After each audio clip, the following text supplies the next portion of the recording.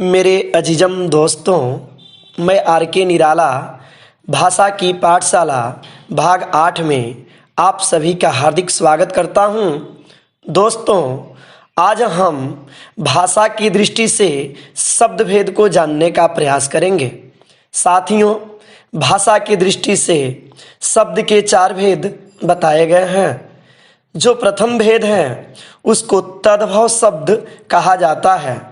अक्सर आप साथियों देखते हैं कि वैसे शब्द जो संस्कृत से बिगड़कर हिंदी में आ गए हैं उन्हें ही हम तद्भव के नाम से जानते हैं।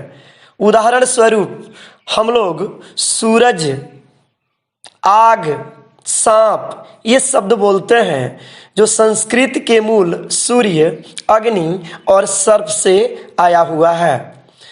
तो भाषा की दृष्टि से शब्द के दूसरा भेद है तत्सम शब्द।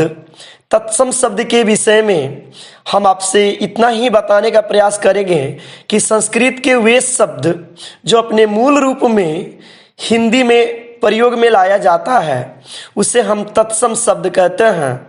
उदाहरण स्वरूप गृह, हम हिंदी में भी गृह का ही प्रयोग करते हैं। वायु, हिंदी में भी वायु ही प्रयोग करते हैं जो संस्कृत के मूल शब्द हैं, तो ये तत्सम शब्द कहलाएंगे। तीसरा जो भेद है वह है देशज शब्द। देशज शब्द से ही पता चलता है कि इसकी परिभाषा क्या होनी चाहिए। तो संस्कृत भाषा से और अन्य किसी भाषा से हिंदी में जो आया और जिसे हम अपने आवश्यकता अनुसार प्रयोग में लाए वह देशज शब्द कहलाता है। जैसे पेटी, पगड़ी, गाड़ी, थैला, खिड़की, फूकनी, जूती, चरपाई, ये तमाम शब्द संस्कृत के साथ साथ अन्य भाषा से हमारे हिंदी में प्रवेश किए हैं।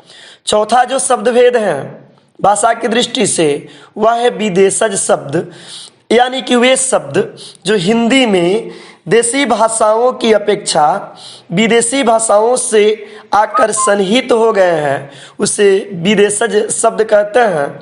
जैसे रेडियो जो अंग्रेजी से आया हुआ है, साइकिल ये भी अंग्रेजी का शब्द है, तारीख जो पर्शियन है, फकीर, किताब इत्यादि। तो दोस्तों, आपने सीखा कि भाषा की दृष्टि से शब्द के 4 भेद होते हैं तद्भव, तत्सम, देशज और विदेशज। इसी के साथ हम आपसे अलविदा लेते हैं और अगली कड़ी में प्रयोग की दृष्टि से शब्द भेद बताएंगे। तब तक के लिए दोस्तों, जय हिंद।